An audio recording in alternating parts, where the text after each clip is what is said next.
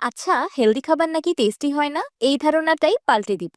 আজকে এমন এক রেসিপির সন্ধান দিব যেটা টেস্টি হওয়ার সাথে সাথে হেলদিও। আপনার হাতে 15 মিনিট সময় থাকলেই আপনি গরম গরম সহজ, মজাদার ও ইউনিক একটি নাস্তা তৈরি করতে পারবেন, যেটা ছোট থেকে বড় সবাই কেড়ে কেড়ে খাবে।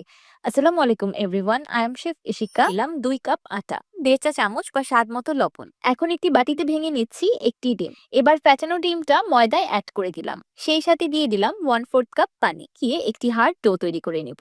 আমি ডোয়ের টেক্সচারটা কাছ থেকে দেখিয়ে দিচ্ছি কতটা বেশি হার্ড হয়েছে।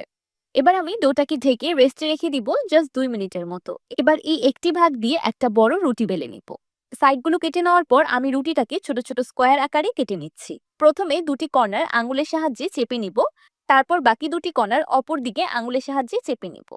পানিতে বলক চলে আসার পর দিয়ে দিলাম 1 টেবিল চামচ লবণ আর 1 টেবিল চামচ রান্নার তেল। এবার ফুটন্ত গরম পানিতে হোমমেড পাস্তাগুলোকে ছেড়ে দিব।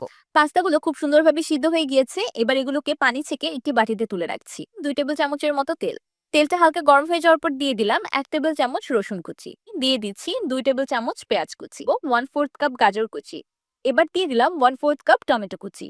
এবার দিয়ে দিলাম 1 চা চামচ বা স্বাদ মতো লবণ, 1 চা চামচ লাল মরিচের গুঁড়া আর 1 চা চামচ আমার হোমমেড স্বাদে ম্যাজিক মশলা বা ম্যাগি মশলা। দিয়ে দিচ্ছি আগে থেকে সিদ্ধ করে রাখা পাস্তা, কিছু কাঁচামরিচ কুচি